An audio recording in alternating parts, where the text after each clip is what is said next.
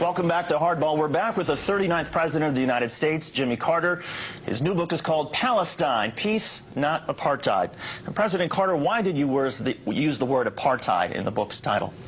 Well, let's look at the entire title, if you don't mind. The first word is Palestine, which involves the land that belongs to the Palestinians, not the Israelis. I didn't refer to Israel because there's no semblance of anything relating to apartheid within the nation of Israel. And I also emphasized the word not, that is peace and not apartheid. That's what I hope to accomplish with this book, is some move toward that goal. But there's no doubt that within the occupied territories, Palestinian land, that there is a horrendous example of apartheid.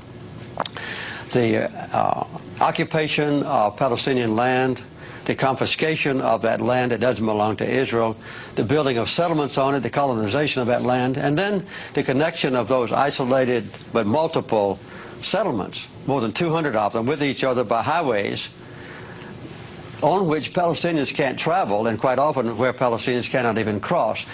So the persecution of the Palestinians now under the occupied territories, under the occupation forces, is one of the worst examples of human rights deprivation that I know. And I think even worse, though, than a place like Rwanda?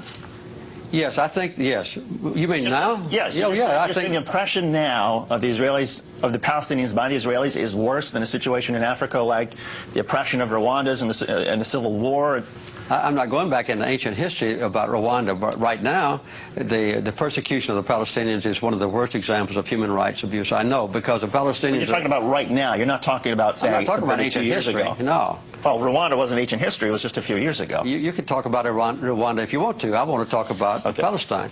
What is being done to the Palestinians now is horrendous in their own territory by the occupying powers, which is Israel. They've taken away all the basic human rights of the Palestinians, as was done in South Africa against the blacks. And I make it very plain in this book that the apartheid is not based on racism, as it was in South Africa, but it's based on the desire of a minority of Israelis to acquire land that belongs to the Palestinians and to retain that land, and then to exclude the Palestinians from their own property and subjugate them so that they can't arouse and demonstrate their disapproval of being robbed of their own property. That's what's happening in the West Bank. And the people in this country, in America, never know about this. They never discuss this. There's no debate about it. There's no criticism of Israel in this country. And in Israel, there is an intense debate about the issues in this book.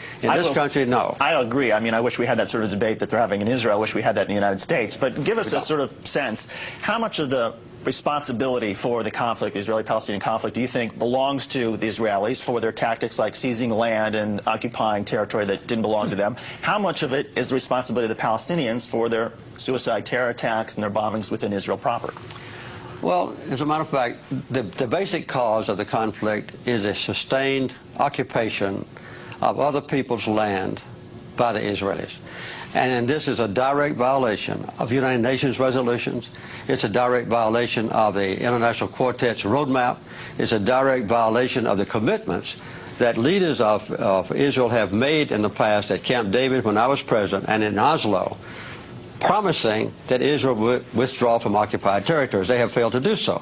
In response to that, and I'm not excusing them, there have been acts of violence. As a matter of fact, though, Hamas, the #1 accused persons of violence, have not committed an act of suicide bombing that caused an Israeli life now since August of 2004.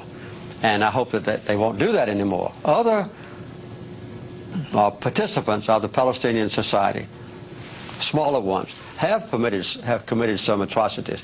But the loss of life in the entire occupied territories has been horrendous and has been